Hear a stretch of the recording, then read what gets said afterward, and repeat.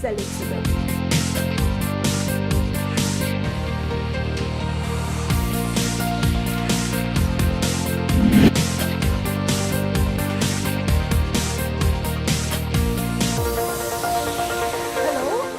Welcome to Ethel Cofie, the Ethel Cofie Startup School. My name is Ethel Cofie. If you're a first-time listener or viewer, you're welcome. This is a wonderful time. If you're coming back again, thank you for coming back. Those that do not know what the Ethel Cofie Startup School is, let me tell you first what it is not. What it is not is a feel-good program that talks about how you can do it, and entrepreneurship is easy, and how it motivates you through entrepreneurship. That's not what I'm here to do. The program is about practical lessons, right? So practical lessons on entrepreneurship, and not sugarcoating the story of entrepreneurship. How hard it is, what it means to be an entrepreneur, what you need to go through. So it's not a motivational program. We're not here to motivate you that you can do it and be an entrepreneur. We're here to tell you exactly, practically, what you're supposed to do to grow your business, to start or to grow your business. So I was away in Abidjan. I was consulting on an AU-EU program on Abidjan, and I was working with 25 entrepreneurs. So there are lots of lessons there I'm going to bring back. So yes, so I'm back this week. Let me share with you, as always, if you're new here, as always, you'll know that we have a book to give away. So this week we're giving out a Harvard Business Review book on rebuilding your business model, which is going to help you sort of understand the different business models, how you can find something that appeals to your customers. Now, I will ask a question at the end, and the first person to answer it and answer it correctly will come and win the book, and you can come to the Raingear offices, the Paul's Ghana offices, and pick up the book. Now I'm going to take a moment to ask that if you know anyone that could benefit from hearing about, practical lessons on entrepreneurship and how to grow their business, either tag them in the comments of the video or share in your timeline so that they can also be part of the program. So take a minute to do that. You've got to share the love, right? So there's a lot of things that we're going to learn here, so we're going to share the love. I would also encourage you to take a paper and pen and write out some of the things that we're going through. It's actually really helpful to actually write things down. It helps you remember them. I think scientifically they say you remember 30% more, something like that, if you write them down. So, startup school. Now, like I mentioned, I was in Abidjan, which is the capital city of Cote d'Ivoire, last week, consulting with and working with 23 entrepreneurs. So there were about 10 companies or so that were doing the exact same thing, right? So a little background on that, this was more about agricultural technology entrepreneurs. So entrepreneurs that are using technology to deliver agricultural services. And there were about 10 companies or so that were marketplaces. And when I talk about marketplaces, these are places that bring together the farmers and the buyers, right? So there's a lot of waste because goods sits with the farmers, food sits with the farmers, and rots. Where on the other side there are customers, restaurants, individuals that want these food processors, that want these food stuff. So about 10 or so of the companies were marketplaces, the places that bring together the farmers and the people that need the farm produce, right? And I asked all these companies, about 10 of them, look, you are just like, you have a marketplace, but you're just like the other person. What makes you different?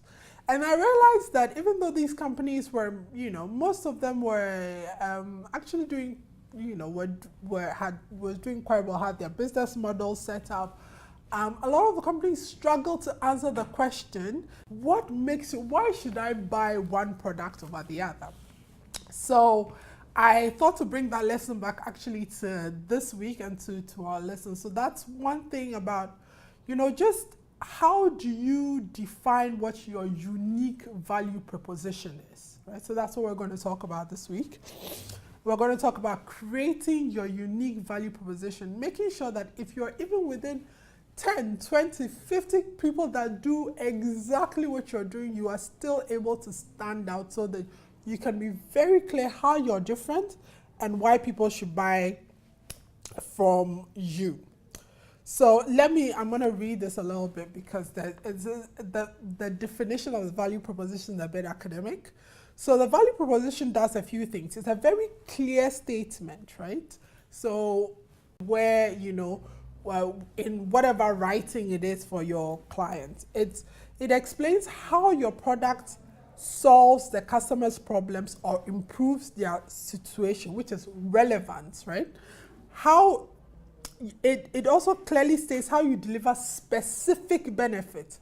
Specific. And so today we're going to be talking about really specific, what it means to have specific benefits. It tells the ideal customer why they should buy you and not why they should buy from you and not the competition. So that's what a unique value proposition is. It could be a statement that goes on your website, it could be in your sales pitch when you're talking to clients, or it could be on the packaging of your products if you're in manufacturing. So that's what a unique value proposition is. The point, there should be something about your product that attracts the customer to buy yours. If your customer is, if you're pitching and there are 4 or 5 other companies pitching for that same job, why should they pick you? Okay, so I think I've talked about why you need a value proposition. The better your value proposition, the better it is for people to see how different you are. I mean, I think this week was interesting, right? So this week is interesting because Apple's come out with the iPhone X. And the Samsung Galaxy, those who, Android users are like, oh, but we've always had this. I mean, whatever, facial recognition, that's not new. We've always had it, right? So the value already have a product that does these things. And then the iPhone users don't care. They don't care because the value proposition for the iPhone is so strong that it ties in with the identity. So you can talk about, oh, but there is a cheaper product that has these, these features already. But the typical iPhone user doesn't care because they are always going to use an iPhone, right? So this is just to give you a little clearly why your unique value, you should have your value proposition so unique that nobody else, even though there are, there's so many other people in the market, that nobody else can beat you at it.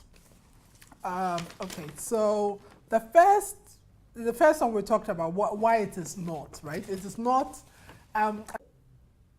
use slogans in their business. So like Nike has just do it.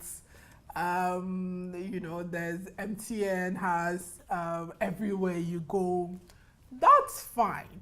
But if your slogans usually and normally, I'll tell you, they usually work for big brands who already have a name out there, right? So just do it. You already know what Nike does. Like if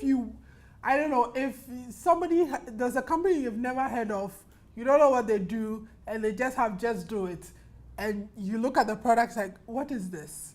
Right? You're not gonna pay attention. So slogans are good, but slogans are good when you have a strong brand and you can actually really do huge marketing. But if you're a startup and you're clear value proposition is maybe a paragraph, maybe a statement, just so that people can read it and be clear on what you do and how you can help their lives.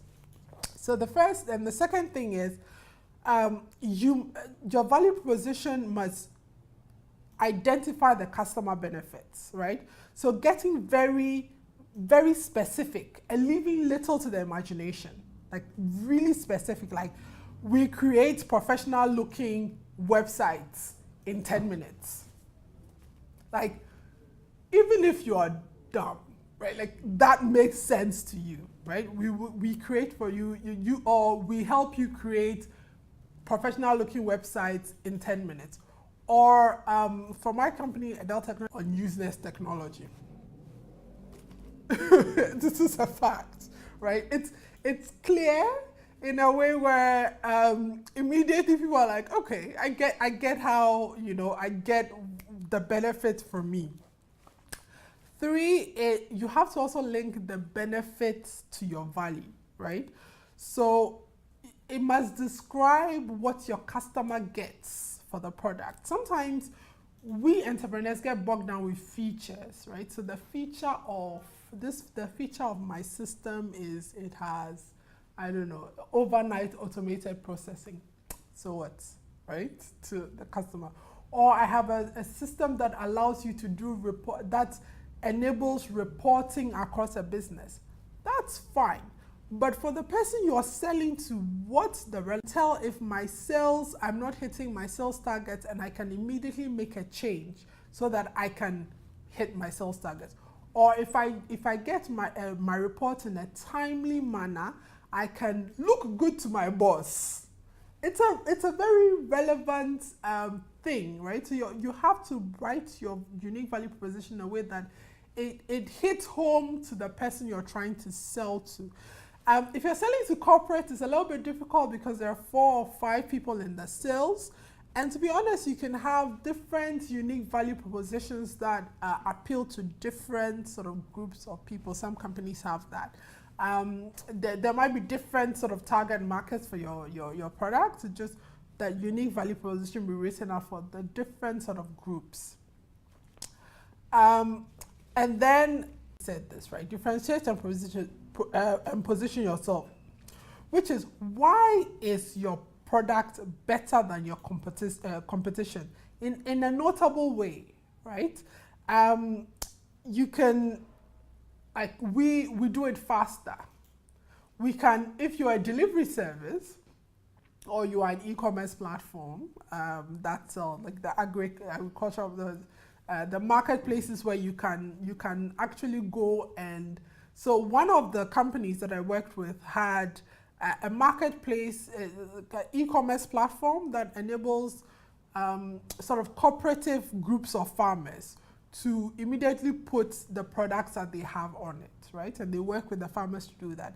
And then allows somebody like you and I to be able to go and try them out, because they're a Ghanaian company. Every month they send you, every week or every month, they send you a box of fresh fruits and fresh vegetables. So it's straight from the farm. They wash it, they clean it, they put it in a box, and they bring it to you. But here's how they're different from everybody else. You can set the time at which they must deliver to you, and they deliver it within the time that you need. So for instance, if you've got a schedule like mine where it's a bit hectic, and you can't say, oh, they'll deliver it in 24 hours. What time in that 24 hours? I don't know, right? And that's a difficulty for me. Can I be home? Who's going to pay for it extra? And they're saying, if you tell me that we deliver in 24 hours, we deliver at the time, someone with a box of fresh fruits at my gate, fresh fruits and vegetables at my gate directly from the farm, and I can pick it up. So this is how they're different. Everybody else is selling,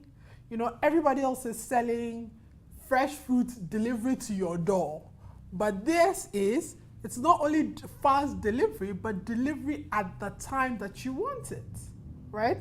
So how are you different?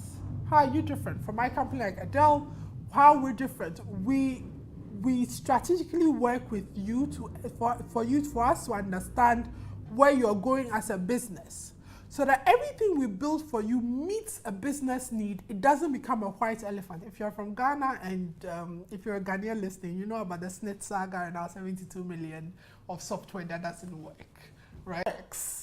You understand what I'm saying? So how your value proposition must have something that makes you distinctly different from everybody else in your field, because whatever you're going to do, somebody else is going to be doing it. Okay, and that, one of the things you must do is, we talked about problem validation. And when we talked about problem validation, we said go and talk to your customers. And always pay attention to how your customers describe what the problem is, the problem that you're solving, right? So if they're using words like stressed, aggravated, less time, when you're putting together your unique value proposition, you should use the words the clients use in your unique value proposition.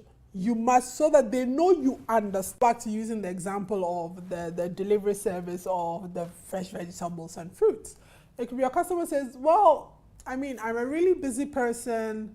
I do want to be healthy. I want to eat good quality, vegetables and fruits, but I really don't have time to go to the market. Then your value proposition should include, we save you the time of going to the market, right? So you have to incorporate the words that they use within the unique value proposition. Let me just summarize a little bit. Before I forget. So we're giving away the book, which is the Rebuilding Your Business Models. It's the Harvard Business Review books. I love the Harvard Business Review books. I think at some point we have to switch, but I think I've given away almost all the Harvard Business Review books. Okay, so, and if there's somebody else you want to sort of tag in the comments or share, please do, so that they can be part of the show. Okay, so we've already talked about it. What does a good value proposition have? It should be clear, easy to understand. It must communicate concrete results a customer will get from purchasing your product. Concrete results. It also must say how different you are or better than your competitor. We are faster, we are quicker, that sort of thing. It also, it must avoid hype, right? So this is a miracle product, please, no. No. And you can do that with your taglines, but don't do miracle products and value added interactions. Those that, value added, to use business jargons, but you're selling to human beings. Human beings must understand what it is that you're selling. Some people will say, we're value added within the supply chain vertical. You're just like, what are they saying? What does your business do? Don't become one of these people. Just be clear. It should be able to, you can read it and understand it in about five seconds. I should be able to read it and my brain doesn't work too much.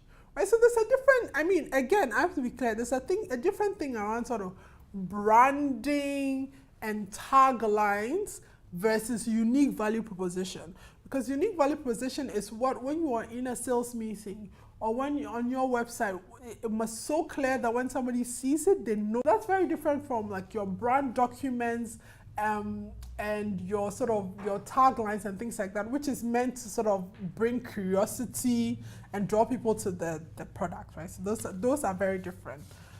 What I want to do is to give you a few examples of spaces in which you can sort of do unique value propositions, right? So best quality.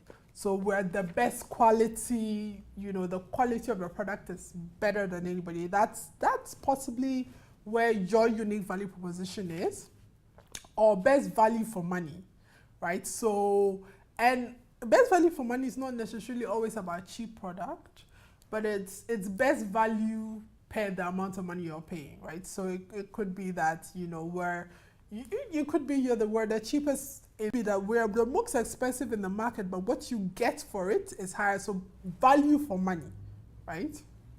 And then luxury and aspiration, right? So it is, you promise the experience of an amazing life, or like you too can be one of the, I think Mauritius as an island, that's something really good about this. Like you too can enjoy like an exotic holiday, something like that, right? So at a good price. And so as a country, I think Mauritius does a really good job Actually, they are, I'll talk about them at some point, but they're a country that I think everybody in the country, and I've been there a couple of times, I met the president, she's an amazing woman. Everybody from the president to why you should come and do business in Mauritius. It's amazing. I love it. They're always like, we are tax free, and if if you spend this, if you come and put your headquarters in Mauritius, these are the benefits, these are the tax benefits to your company. These are the things that it opens up. Like everybody, almost everybody I've met in Mauritius can explain that to you. That's an amazing brand, an amazing unique value proposition.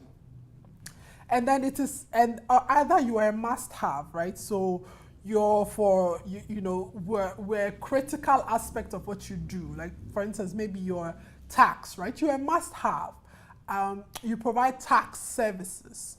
So you know that so you can either sit in one of those, I mean, there are more verticals that you can do, but you can either do value for money, you can do best quality, you can do luxury aspiration, you can be a must-have, you can do time, right? So we're the fastest, we're the cheapest.